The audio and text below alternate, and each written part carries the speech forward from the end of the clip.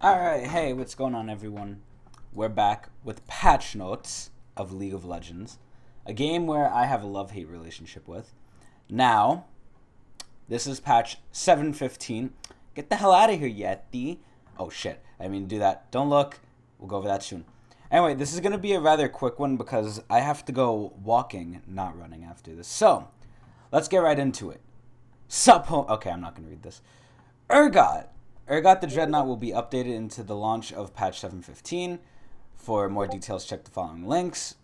So, Urgot's coming out. I think he's pretty cool. I originally thought he was garbage ass doo-doo, but he's actually looks pretty fun and pretty good because of his shotgunnies. Anyway, Akali. Oh, and the old Urgot. I'm sad to see him go, honestly. I think they should just made like the new Urgot a new champ, and then the old Urgot just keep him the same because I think he's alright. He's pretty fun to troll with. He's not good though. Anyway, Akali. Passive AP ratio up, W cooldown reduced. Akali had the issue, I think, because this is my opinion. I think Akali had the issue of before the rework, however long ago, because I'm an old man, I've been playing League forever. She was really good late. Like, once you hit 6, that's when you got your power spike. Mid game was pretty good. Late game was really good. Like, you could just assassinate people. Blah, blah, blah. But the problem with Akali now is that they put some power back into her early game. Her mid game's alright, and her late game's okay, but it's not what it was before. So they're trying to buff her passive, which is a good bit of her damage, and buff the, oh my god, I thought that said 30. Well, they took 2 seconds off. That's good too. So they're just trying to buff her a little bit of her passive damage, which I guess that's good for like early and, well, at all times of the game. But they're trying to buff her W, give her some more survivability. That's fine. Azir. Oh, I remember. I bought the Emperor of the Sands right when he came out. And when I bought him, I was very sad because I couldn't play him because I was bad at him. And he was OP at that time too. So he's the only person I have used my refund on League of Legends in, I think. Either him and Riven, but I think just him. I don't remember about Riven. But he's the only person I think, refunded. And that's when he came out when he was good. Now he's been nerfed to shit. Like, Riot even says it. He's either good and he will beat everyone, or he is bad and will have to struggle really hard. I really hope Azir is good. Okay, what did they do? Late game soldier damage up. Soldier stab damage. So 170, 195. Okay, so a little bit late game. I mean, he is a hyper carry, making Azir a more attractive option as a late game hyper carry against many of the current mid lane picks. Okay, so it basically helps him nothing at all. Because the problem is his, like, early to mid. His late is alright. It's just, how does he get there without being stomped? So I guess this helps him if you get there, but besides that, we're just waiting on the fucking rework at this point. So, Cho'Beef. Kogoth. Kogoth, I have been playing League this time for this patch. Kogoth is a fucking ridiculous animal. He needs to be stopped. There is something wrong with him. You go into a game with him. Some fuckhead picks him jungle. They farm all game. Like, what is this, season 4? They farm all game. They get fucking obscene amount of stacks because they KS. And then you can't kill them and they carry the game because they can one-shot the carry. And by the carry, I mean like the fucking tank, because let's be honest, carries suck dick. Anyway. So, Cho'Gath, what did they change? Damage down by 20. Okay, yes, because that was the problem, not the scaling. Oh, wait, they did touch the scaling. Okay, that's actually really good, because his E was ridiculous, too. So I guess this kind of puts him in line. The E buffs are what brought him back. Even though I'm complaining about the ult and all that shit, it's the E buffs that brought him back right now. So, let's keep going. Dr. Mundo. E now increases magic resistances as Dr. Mundo takes magic damage. No pain, no gain. Taking magic damage or paying a health cost increases Dr. Mundo's magic resistance by 2%. Wait, that's passively? That's so good. Because don't you take, like... You use health as your, like, resource to use your skills, right? E now increases magic damage as Mundo takes magic damage? Or paying a health cost. That's so good. So, he's better against AP teams? Okay. Alright. Pretty good, giving Mundo some help. He kind of needs it. He's fun to play in low elo. Unless you're Mundo. Because then you fucking just have 20 rune pages for Mundo. Anyway. Echo. You cooldown reduced at early levels. I think Echo's actually pretty good right now. They don't build him like, full fucking tank, which is a step up. I still don't think he needs a buff, but I mean, hey, I guess he's underperforming a little bit. They reduced it early by 11, 10, 9, like 2 seconds.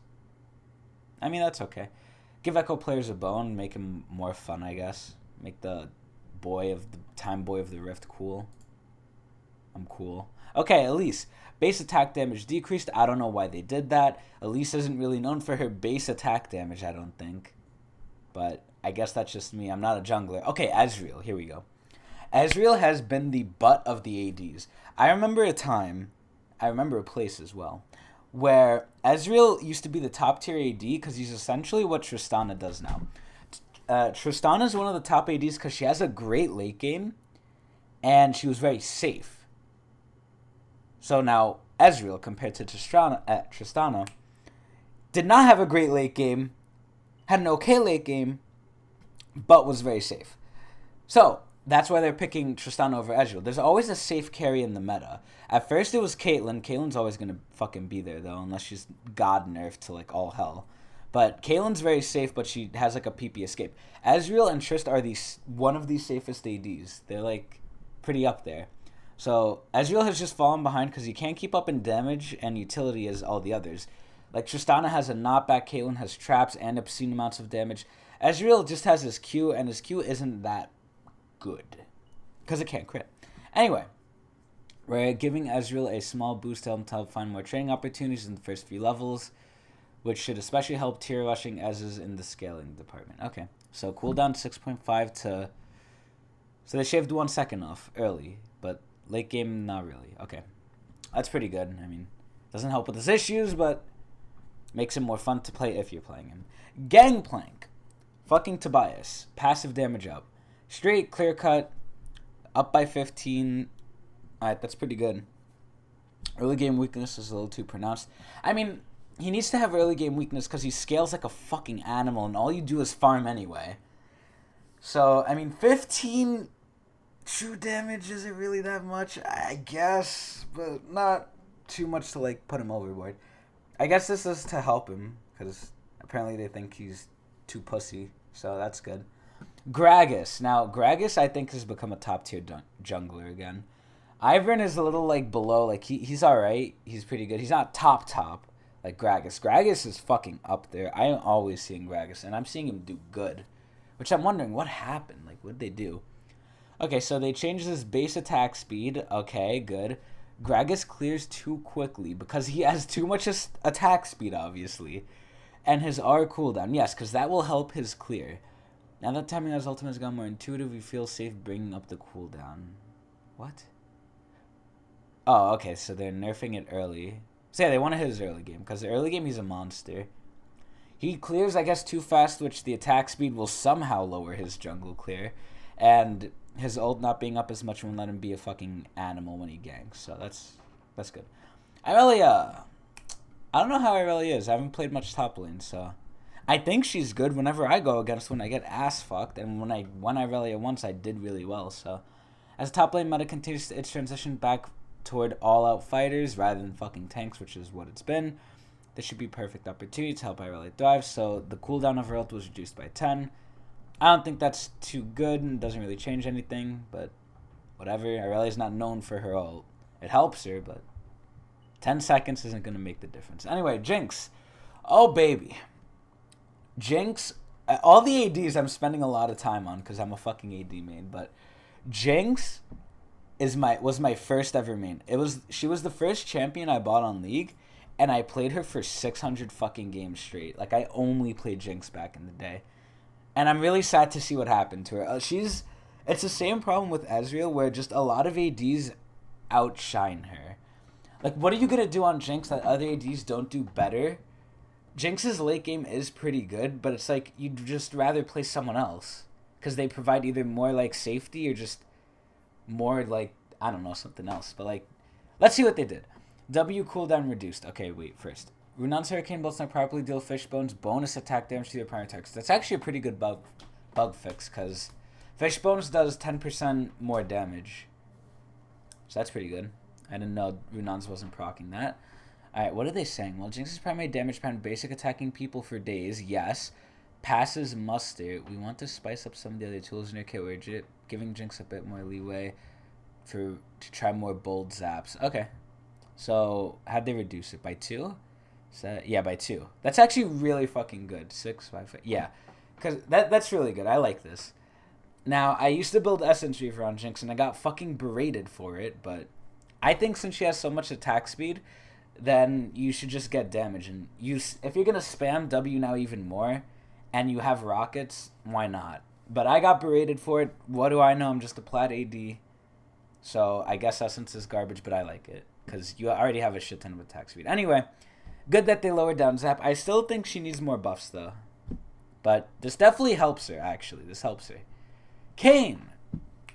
Kayn is a very fun jungler. There is an issue with him, though, now in the top tiers of play, which is Challenger, where Darkin is the one that's the best. Like, there's just no opposition to it. If you go Shadow Assassin, you're essentially inting for your team. Unless you're hard winning, Shadow Assassin is never going to be used. Like, it's always going to be Darkin. Darkin is always better. What do they say? Ultimate bonus AD ratio increase, that's good. Because Darkin doesn't benefit from that. Only the regular Kayn and Shadow Assassin, benefit from that. So that's really good. So Duskblade now appropriately interacts with Kayn's abilities. Wait, what? Kayn's on there for a patch, and we mostly like what his Darkin form is doing. Yeah, because it's the best one. Shadow Assassin has been struggling, of course. Specifically, his burst hasn't been enough. Yeah, it really isn't. Even when ahead. Okay, good. So they're only buffing his scaling on his ult. Fix the bug, Humble Trespass wasn't making Kayn unseen. Okay, that's good. Shadow Assassin passives amplify. Oh, wow. Wait, it literally amplifies everything. Holy shit. That's really good. Okay. So, Kayn, good buff. I think he needs a little bit more added onto his Shadow Assassin form.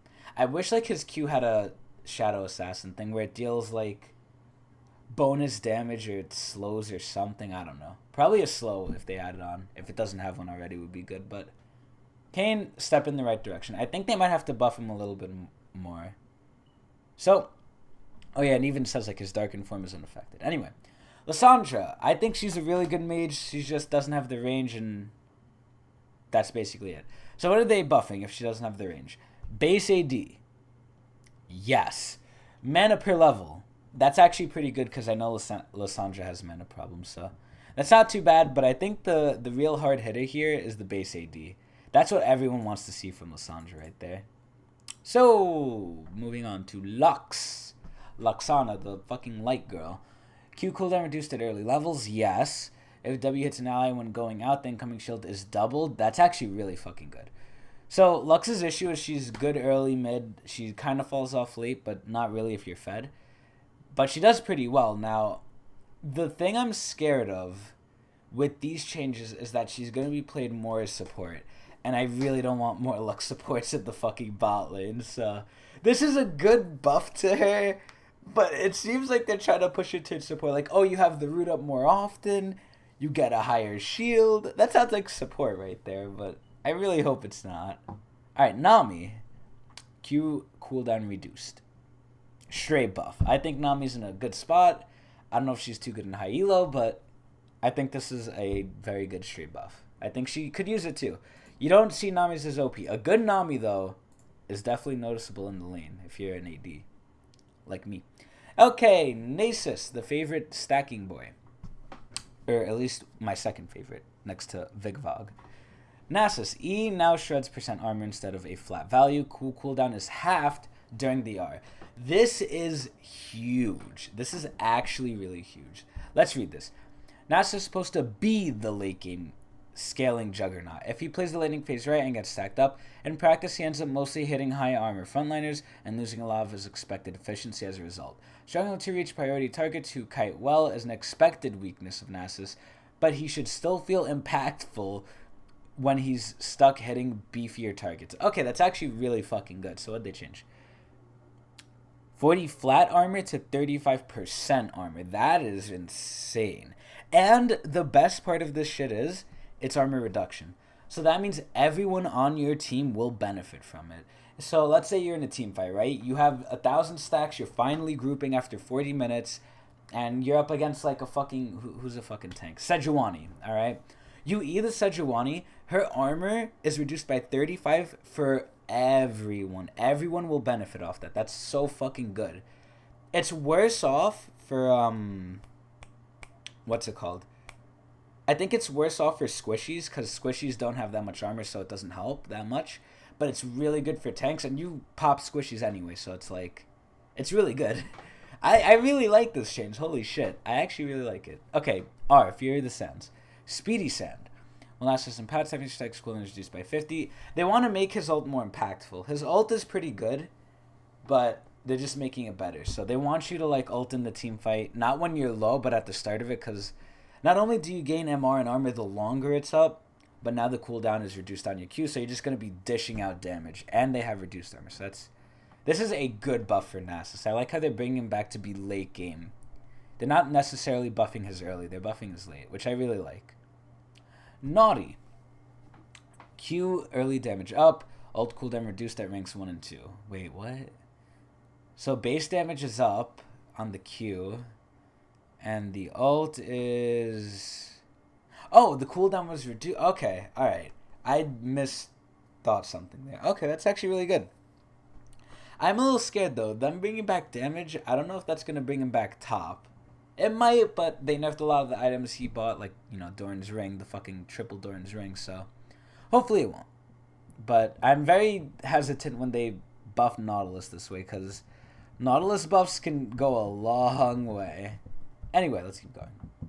Shyvana. E now scales with total AD, base armor increase. Straight buff.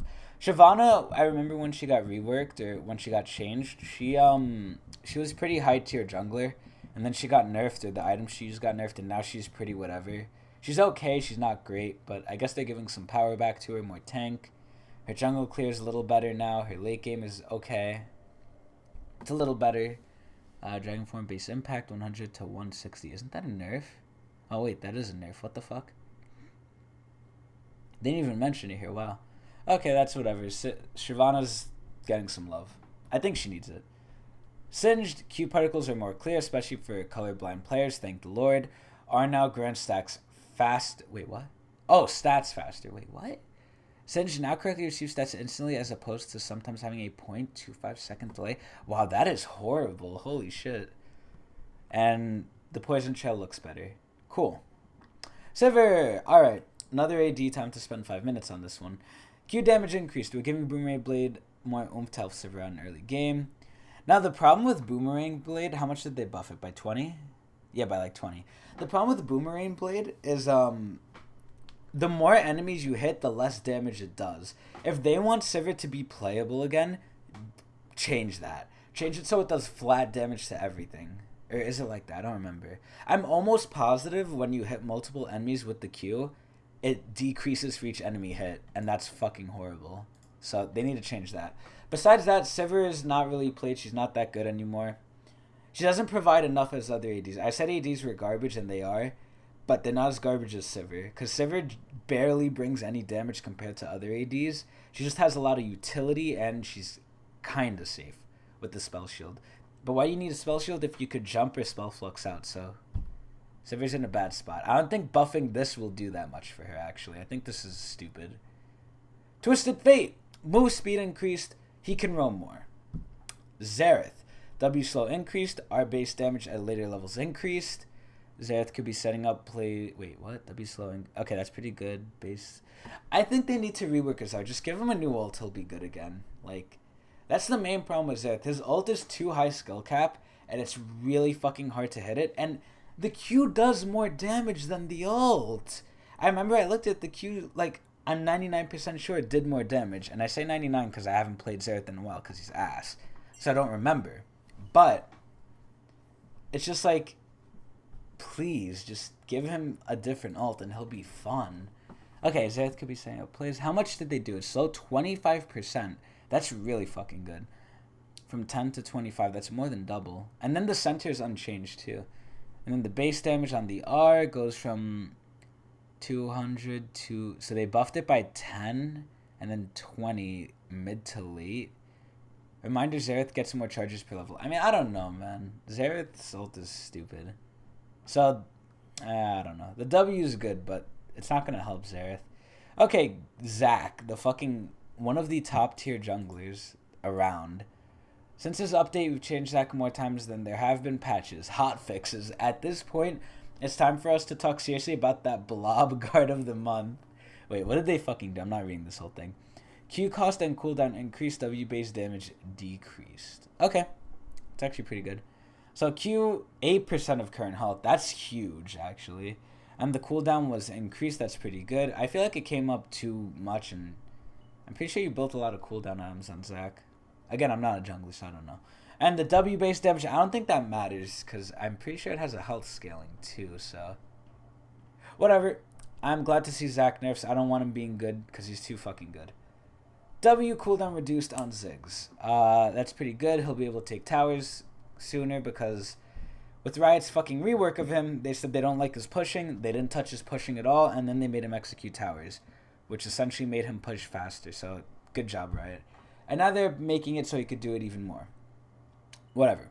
Alright, mid-patch, we don't need to read about those, because those were in the other patch, and I have to go soon.